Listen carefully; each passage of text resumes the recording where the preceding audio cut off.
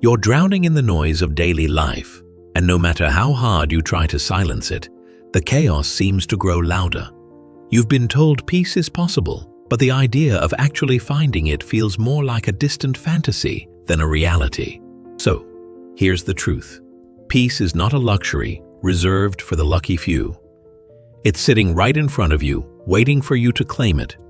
If you're willing to stop ignoring it, the real question is, will you finally take hold of the present moment, or will you keep running from the one thing that could change everything? If you're truly committed to your personal growth, now's the perfect moment to take action. Subscribe to our channel Motivation Basics and like this video if you're committed to improve every day. Don't keep this to yourself, and share it with someone who's ready to break through their own barriers today. Let's stop talking and start doing this together. The world around you constantly shifts and demands your attention. But remember, its distractions are fleeting and illusory. Nothing in this world is permanent. People, places, and circumstances all come and go. As Eckhart Tolle reminds us in The Power of Now, the past has no power over the present moment. This simple truth highlights the reality that nothing, no matter how significant it appears, can hold you back when you fully embrace the now. Everything is in constant motion, and true peace can only be found by anchoring yourself in the present, the only constant you can truly depend on. Your presence in this moment is no accident.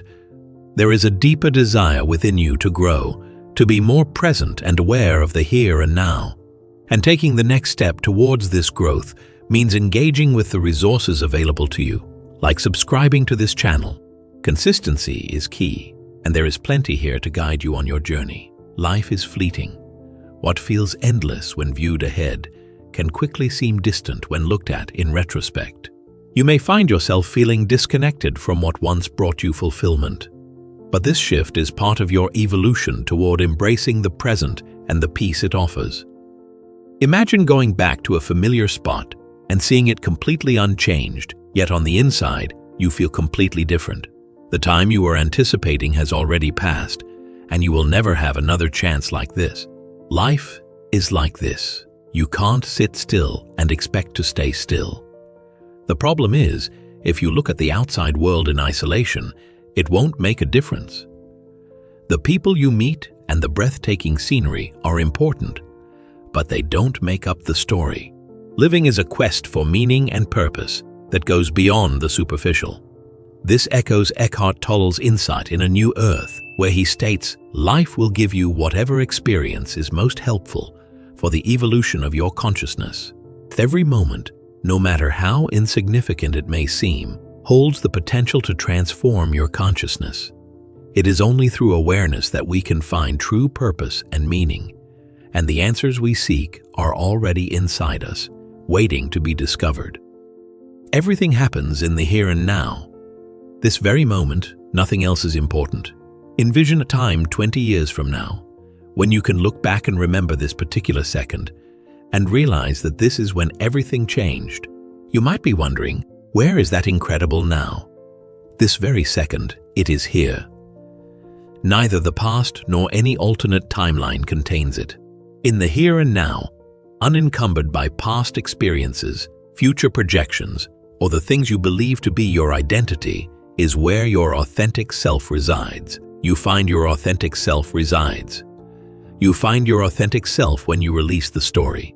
In The Power of Now, Tolle writes, "You are not your mind. This is the core of self-realization, the understanding that who you truly are lies beyond the constructs of your mind. The ego, with all its stories, fears, and projections, is not the real you. When you stop identifying with your thoughts and emotions, you can access the profound peace that is always available in the present moment. But watch out.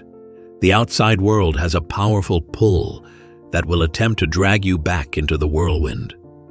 The noise and diversions will make you believe that you can't pay attention in the here and now.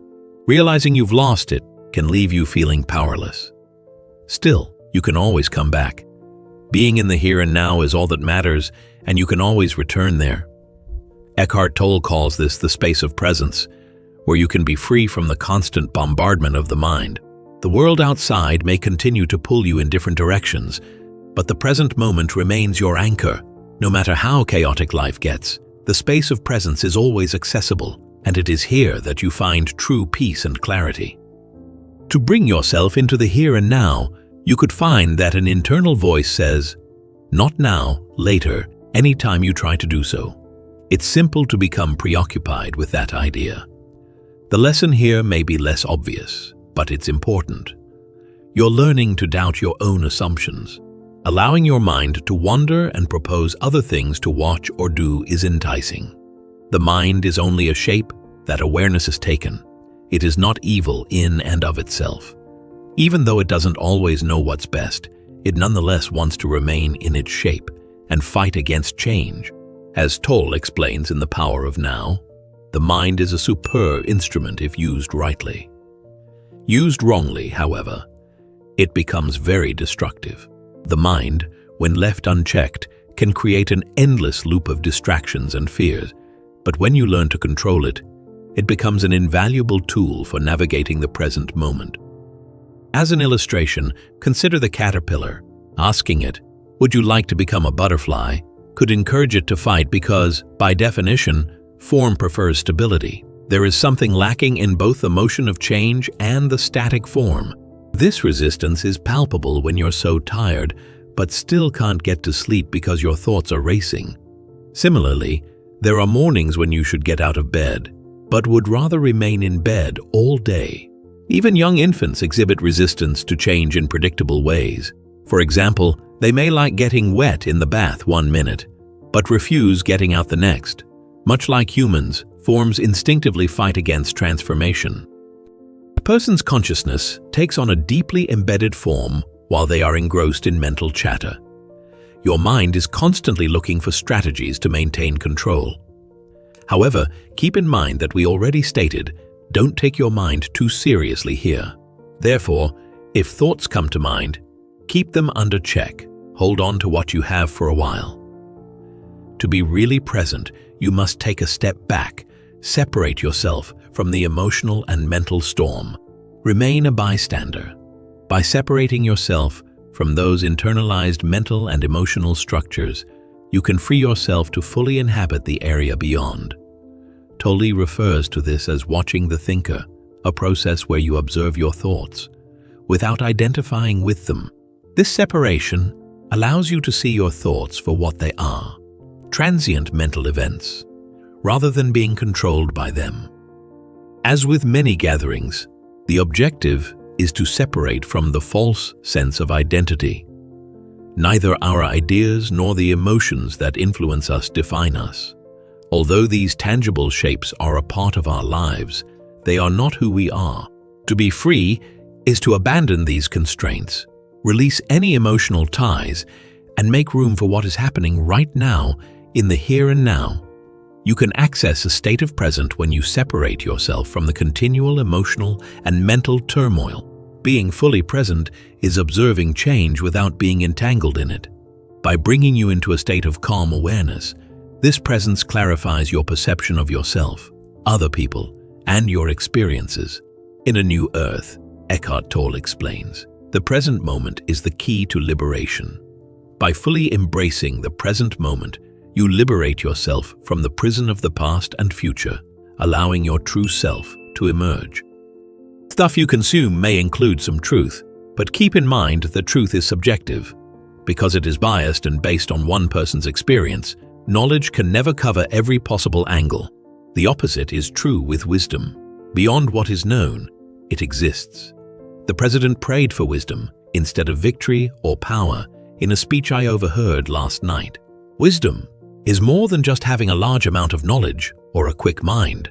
It's about being able to transcend our limited awareness and tap into a vaster, more expansive realm. Wisdom is the knowing that comes from beyond the mind, from the deep well of consciousness. Tolle points out that wisdom transcends the mind, and it is through presence and awareness that you can access this wisdom. The majority of people still don't know this, and it's typically disregarded by popular culture. You don't gain wisdom at school. even though there are glimpses here and there in media. You won't find it in any textbook. Just what is the format of a wisdom test? Does anyone have what it takes to become a wise person? Although I have not read it, Zen Mind, Beginner's Mind appears to be an excellent starting point.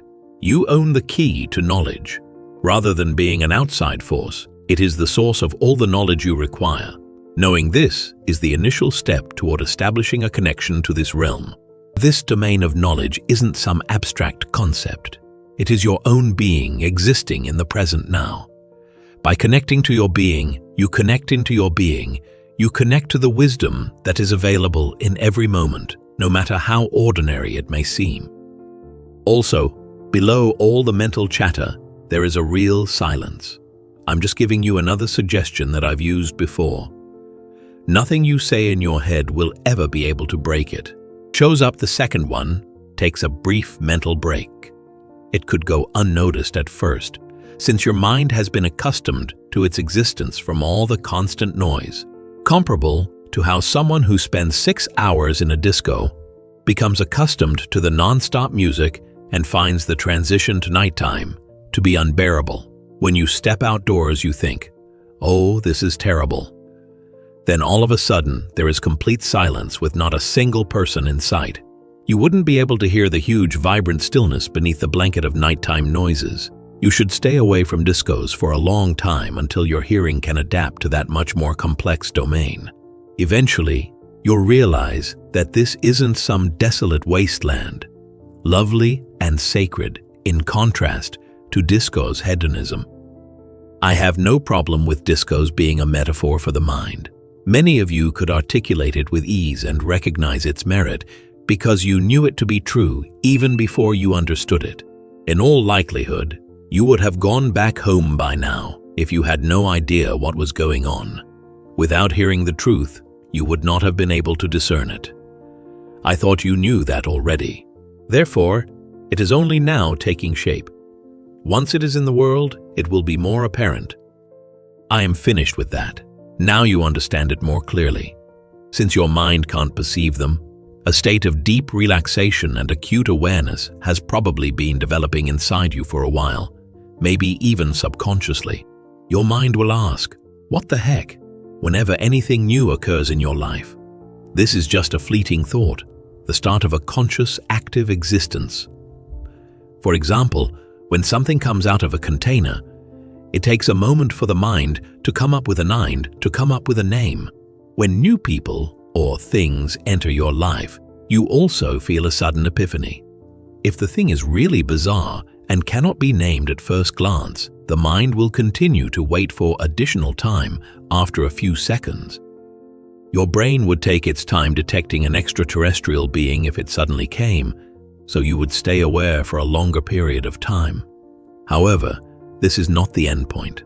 Rather, it is the condition of total awareness that before or follows the formation of mental categories. By letting go of your association with mental labels such as me, my belief, my position, my judgment, etc., you make them powerless.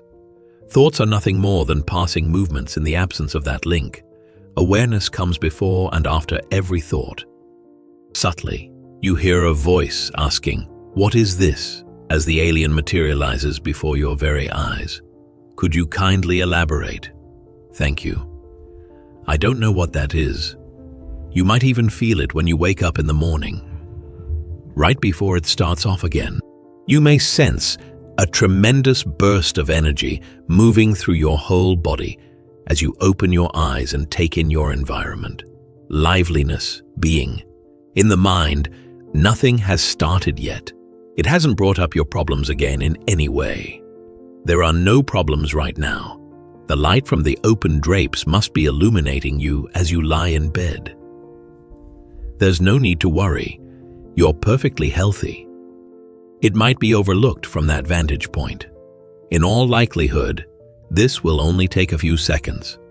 It may feel like a lifetime, but eventually, the Titanic's engines start to slowly turn over. That line hit me like a ton of bricks. While I was a member of this town, there was this man whose thoughts were constantly racing. However, Throughout the initial 3, 4, or 5 minutes of his morning breakfast, he wore nothing except a towel over his face. Innocent, youthful, and brimming with vitality, he resembled a newborn. His mind was overwhelmed with ideas as he began to drink his coffee. In that instant, he shook off the zero. All of a sudden, the miserable me from the story came flooding back to him, along with every obstacle he would face that day and the days that followed. His manner changed, his nervousness diminished, and he seemed to age 20 years in the span of 5 minutes after saying, "Oh, and then there's that. Oh, and then there's that. Oh, and that." Following that, he experienced an extreme lethargy that lasted till dawn. What a terrible fate to have to endure life in that manner. He was content with his food, home, and beautiful surroundings, despite his perspective of himself. He hadn't seen Stephen Hawking in his wheelchair when I initially met him. He couldn't walk, speak, feed himself, or even raise his head. The cruelest thing fate could do to him would be to render him completely disabled. This he joyfully accepted. Even the horrible event ended up being useful. The yes to what has transformed that terrible fate into a blessing. I needed to see this man hit rock bottom before I could handle it any longer. He still hadn't gone through enough pain. Maybe our paths diverged after a few conversations, but if you begin by claiming the mental and emotional flux as me, you will resist reality. The me would never feel whole and fulfilled if there wasn't any conflict. In fact, it would become meaningless without conflict. It can find an adversary wherever. In fact, it would be lost without them. Think about how you would feel if you didn't have anything to worry about. We all know someone who lives for their fears. Having said that, I think most people can relate to that. That is the object that stands in its way. Its hold on you is loosening, but it won't let go completely. If it won't let go completely, if it were true, you wouldn't still be here after all this time. From this vantage point, you can observe the universe's wondrous dance unfolding before your very eyes, whether it takes the form of internal feelings or thoughts or external manifestations like the people, places, things, triumphs, and tragedies you meet. How that has changed. If you were constantly trying to gain things, your life would be incredibly unstable. The ever-shifting forms, both internal and external, are, however, something to embrace. Something on the inside can be in need of improvement, regardless of what you're attempting to change on the exterior. The most critical thing is to change your viewpoint on the thing you are attempting to change. Herein lies the miracle. I'll figure it out on my own. Well, it appears that new problems seem to arise whenever you think you've solved an old one. Some things in life just seem to pop into your head at the most inopportune times. Perhaps you excel at one thing, and then something else comes along. There are countless things you could do, but you're not going to do a single one of them. Nothing at all, or something quite different could be your life. But that won't stop you from making it your own. Some people will, and there is constant change in the world. To echo Eckhart Tolle's perspective in The Power of Now, the mind's constant need to label and categorize everything is the root cause of much of our discontent. Tolle teaches that we are not our thoughts. We are the awareness behind them. The me that seems to need constant validation or the constant chatter of the mind is a mere illusion. He writes, "The primary cause of unhappiness is never the situation, but your thoughts about it." Here, he suggests that the shift we're looking for isn't in the outer world, but in how we perceive it. It's about moving beyond the mental construct of me, a lesson deeply mirrored in this narrative. By shedding these labels, we can experience the world as it is, without the filters of judgment and expectation. The challenge, as Tolle often notes, is not to fight these thoughts or resist them, but to create space and awareness between our true self and the thoughts that come and go. As he writes in A New Earth, awareness is the greatest agent for change. In moments of clarity, when we feel a sudden burst of energy as we wake, that is the potential for awareness to take hold, to witness our thoughts without becoming them, and to step into the present moment without any preconceived notions. The story of the man with racing thoughts and the inevitable return to the me reminds us that, like the man's morning routine, our minds can create a narrative where there is none. Tolle's invitation, however, is to observe the mind rather than be absorbed by it. He challenges us to look at the thought, "Oh, and then there's that," which perpetuates our ongoing narrative of lack or fear. Instead of letting it dominate, we can pause, observe, and recognize the mind's tricks, stepping into a moment of stillness where, as Tolle suggests, you realize that you are the space in which thoughts happen. The real shift happens when we are able to separate ourselves from the ceaseless flow of mental content. When we stop identifying with the racing thoughts and welcome the miraculous present, it's as if we are no longer bound by the narrative of me, my story, or my problems. Instead, as Tolle advises, we become the observer, stepping out of the prison of the mind and into the expansive field of awareness where true peace lies. There is a transformative power in accepting what is, the very principle Tolle discusses in The Power of Now. The moment we drop the mental labels, we stop resisting reality. We no longer see life's challenges as obstacles, but as opportunities for growth. Tolle says, "Life will give you whatever experience is most helpful for the evolution of your consciousness. Just as the man eventually accepts his fate, even in suffering, we are called to embrace life's changes with acceptance and presence." This shift in perception isn't about denying the mind's natural tendencies to label or categorize. It's about recognizing these patterns, not as truth, but as fleeting movements in the vast ocean of consciousness. What you are, what we all are, is not the thoughts or judgments that come and go, but the silent observer behind them. Tolle's teachings offer a profound reminder. By releasing our attachment to these fleeting thoughts, we can return to the present moment with full presence, experiencing life as it unfolds with clarity and calm. At times, I refer to it as your life scenario. No matter what happens to you, you will always be yourself. To grasp that is the essence. When one's living circumstances are confused with one's life and identity, it can lead to mental disorientation. Your entire existence revolves around the fact that you can't tell which way the past or the future is going to turn out. Both the past and the future shed light on the conditions of your life. Considerations include a path to it, its forward motion, its current state, and its potential future evolution. Some people's lives are going swimmingly, while others are falling downwards. No matter what phase of life you're in, what matters is that your circumstances are always changing. For the purpose of distinguishing between the apparent reality of your current situation and the deeper truth that predates the universe of fluctuations, where is life right now? Concepts have no place here. It's the shift from thinking to being completely present and attentive. At its most fundamental level, that is life. This shift from constant mental chatter to a more peaceful state of being is something that Eckhart Tolle explores in his book, The Power of Now. He writes, "Realize deeply that the present moment is all you have. Make the now the primary focus of your life." In this, he encourages us to break free from the incessant grasp of the mind, which often pulls us into past regrets or future worries. What matters is not the constant labeling and interpreting of experiences, but the experience itself. By embracing the present moment, we return to our essence, our true self, which exists beyond the limitations of time and form. There is form to what I am saying, but life itself is nebulous.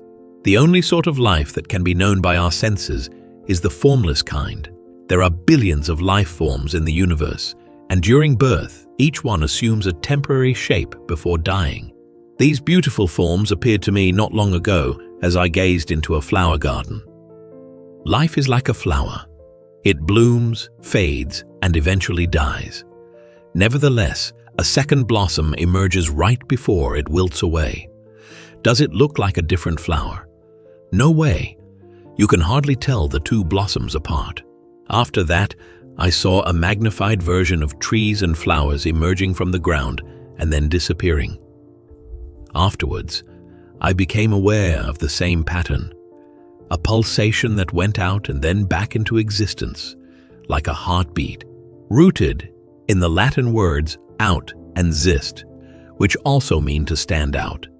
The word exist, like your own body, means to stand out.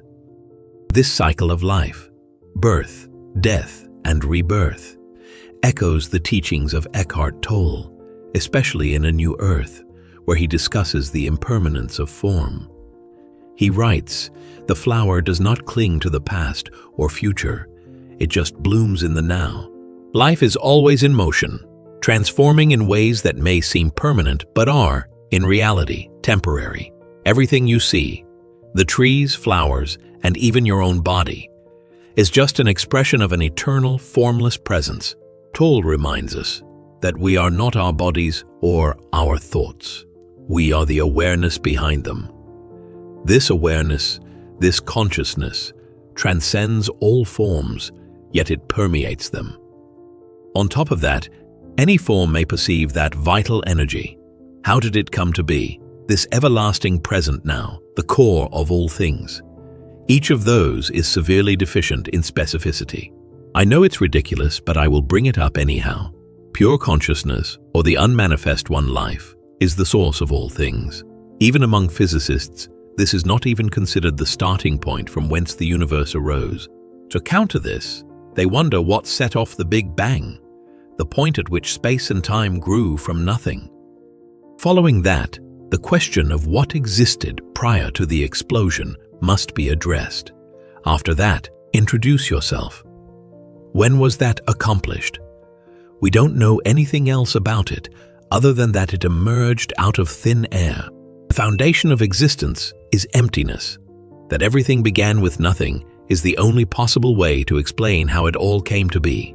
You, like all other living things, have preserved your core from the time before the universe came into existence. It looked like the Big Bang happened, but it never actually did. In Tolle's teachings, he calls this essence the being or presence. In The Power of Now, he states, "You are not the voice in your mind, but the one who is aware of it. This awareness, this pure presence, is the eternal part of you, and it is the same energy that flows through all forms in the universe. Whether it's the vastness of the cosmos or the tiniest grain of sand, everything is interconnected in this unified field of consciousness.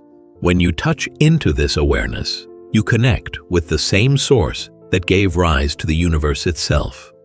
It is, as Tolle puts it, the deep I am, that which transcends both time and form. Your very being is an essential part of the cosmos. Hence the two go hand in hand. Once you get this, you'll be able to know your essence through language or without it, just like I do. Find it, would you say?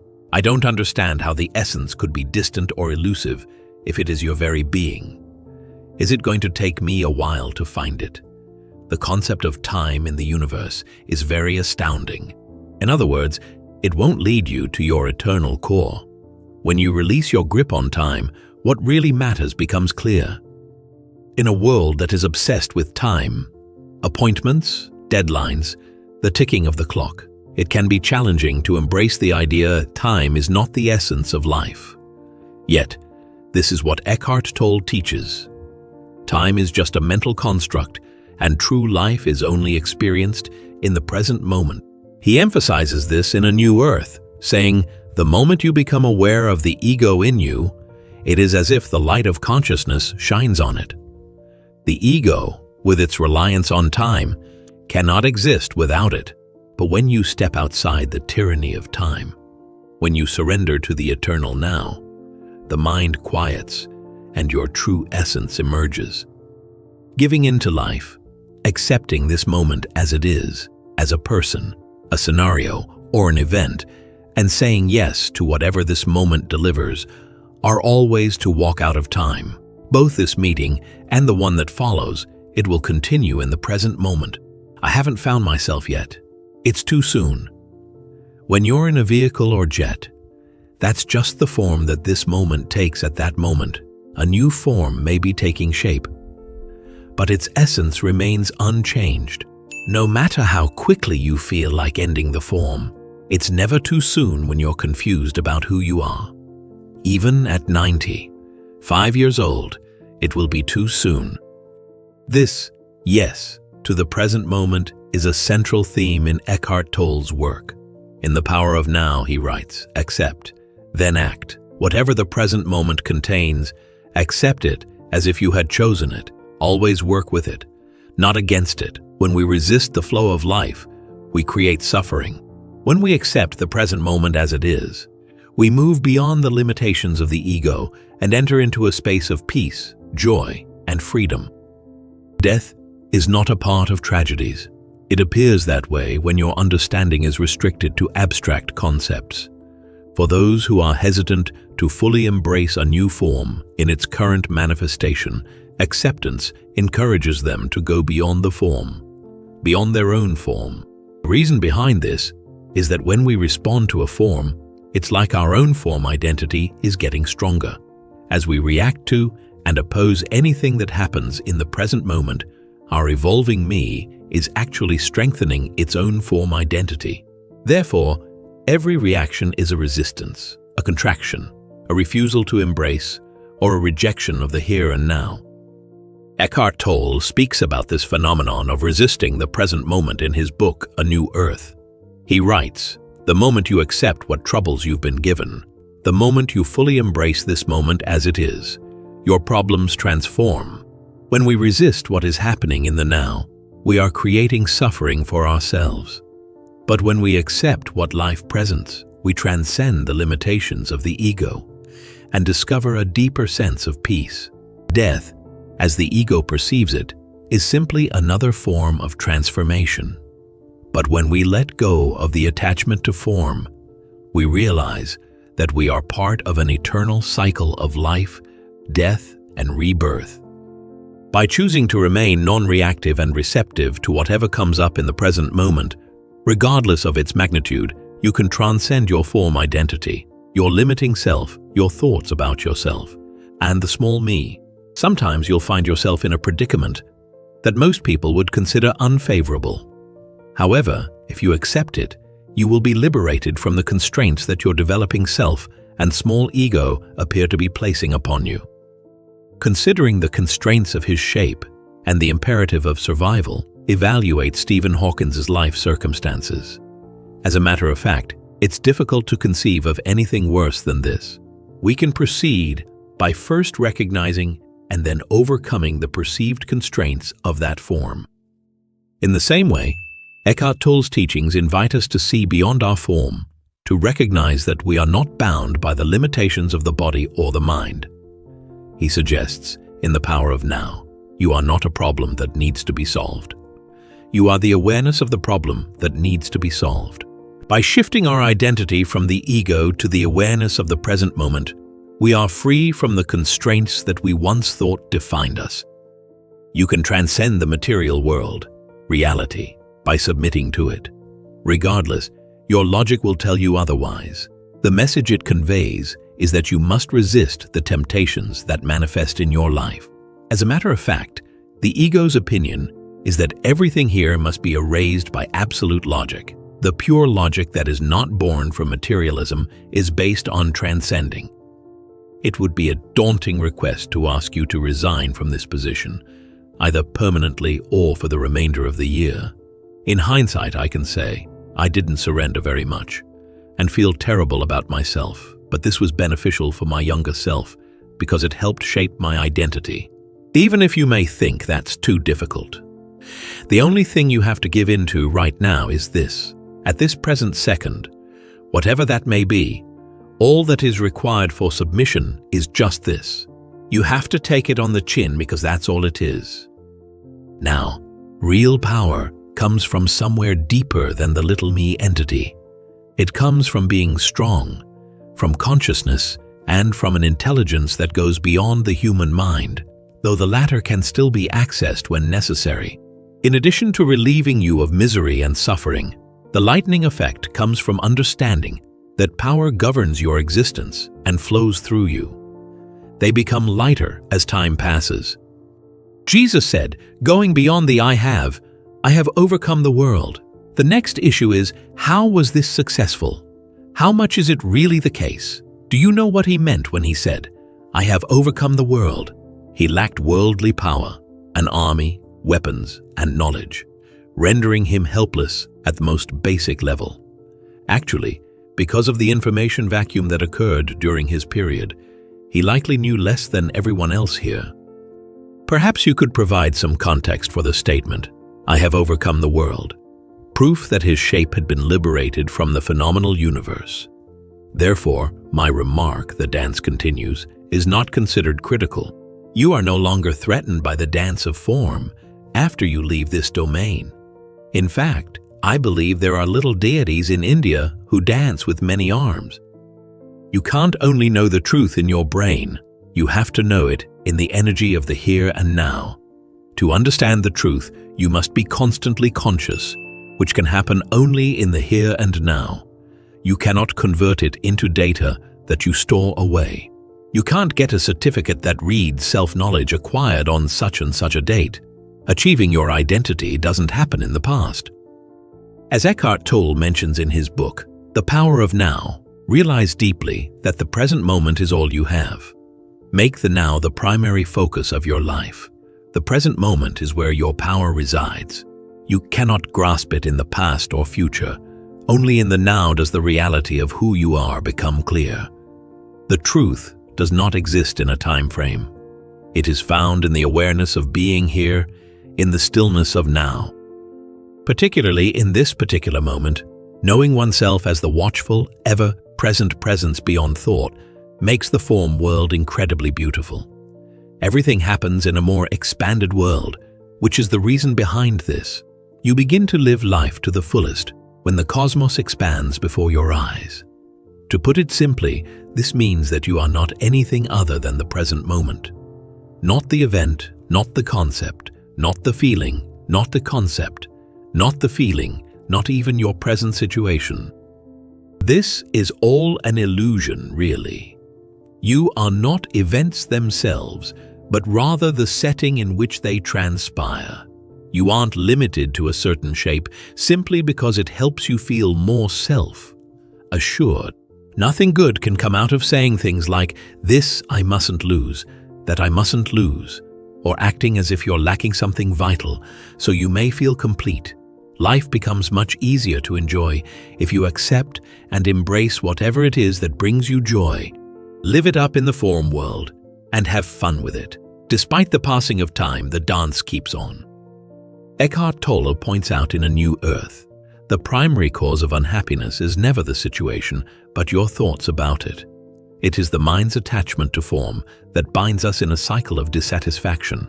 When we cease to attach ourselves to the illusion of permanence, whether in people, objects, or circumstances, we open ourselves to a deeper experience of life. When we accept the flow of the present moment, we embrace it fully, without needing to cling to any fleeting aspects. Certainly, it will improve your mood temporarily, but ultimately, you will experience feelings of depression once more. You will suffer greatly in its absence, just like everyone else. In either case, you won't be happy. Whatever it is that you think will make you happy will probably end up letting you down or making your life worse. Consequently, it is not present. Instead of taking life and your circumstances seriously, you mess around with the world of form. The urgent tone is conveyed by the words, "I've got to make it, and I might not make it. However, that's all right." You can't measure your own well-being apart from the views of others. The natural world seems to be waiting impatiently for you to discover the answer.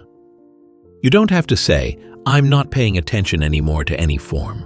Instead, celebrate form with a light-hearted and easygoing attitude.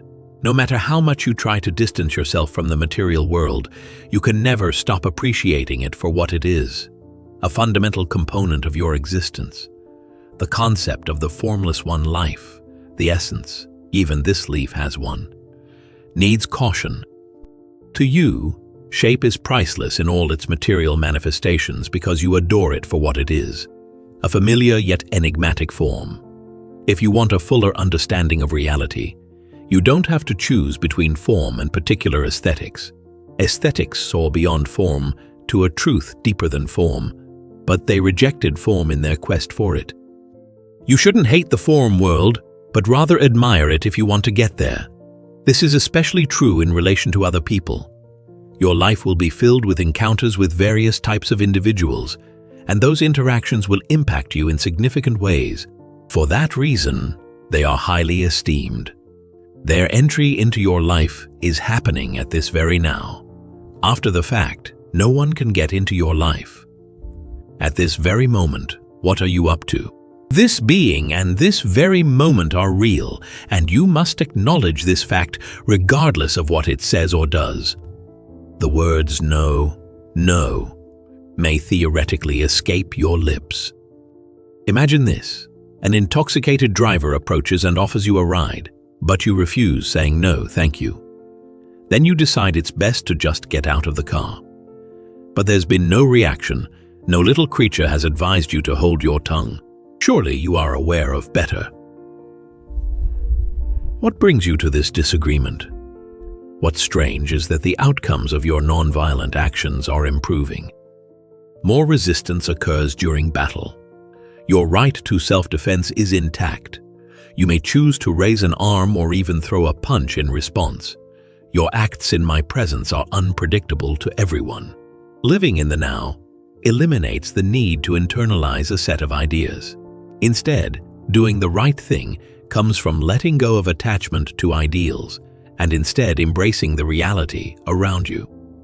While hypothetical questions like, would you rather kill someone to defend yourself or save someone else, aren't helpful when trying to figure out your identity, asking oneself, should we ever be violent? When you focus on the here and now, you are more likely to do the right thing. Despite my distaste for conspiracy ideas, it seems like someone is trying to hide something here. This secret should not be revealed to our children or colleges. Perhaps it would be more effective to just appreciate the splendor of this moment rather than inundate them with meaningless information. The notion comes to me when I say, perhaps we should do something. It comes from a position of yes, not a contracted no. The cat is out of the bag, I suppose. Put yesterday's and any future questions out of your mind. In the event that the answers are important, you will know them intuitively. Should that not be the case, they will disappear. Embrace the waltz of your life. You don't need to make any changes to your life at the moment. It doesn't have to change for you to be okay. You are doing great right now. You are doing great right now. You will witness the remarkable after that. As Eckhart Tolle wisely reminds us in The Power of Now, the past has no power over the present moment. This simple truth speaks to the freedom that comes when we stop living in the shadow of the past or the future. We must embrace the present with open arms, for it is the only true reality we have. Let go of what you think should be and focus instead on what is happening now. There is no need for external change when you realize that peace and fulfillment are already here in this very moment. Your presence is of utmost importance, and that is acceptable. It makes no difference where you stroll, sit, stand, or lie down. Take note of passing people, places, and things, no matter where you are. In a moving car, an airplane, your living room, your office, or even just lying down. Focus your entire awareness on the present moment. Once this material existence is no longer crucial to your happiness, only then can you truly value it. You will have plenty of time to enjoy yourself once you arrive. Curiously, more positive things appear to occur while you're not in need of them than when you actually need them. Furthermore, there is no rationale for why your life shouldn't be a lovely, transient affair. You have my best wishes for safe space and time travel, and a speedy return to Earth in regard to your outside existence. Despite the fact that you have reached your interior objective, you are still supposedly traveling and moving throughout space and time. It is perfectly acceptable to occasionally lose sight of that. You will remember it for a very long time. Stop wasting time and make every moment count in your life. Subscribe to Motivation Basics for daily motivational videos on personal growth. Show your commitment by liking the video and commenting the word GROW. Be sure to share it with someone who needs to slow down in life. We're in this together.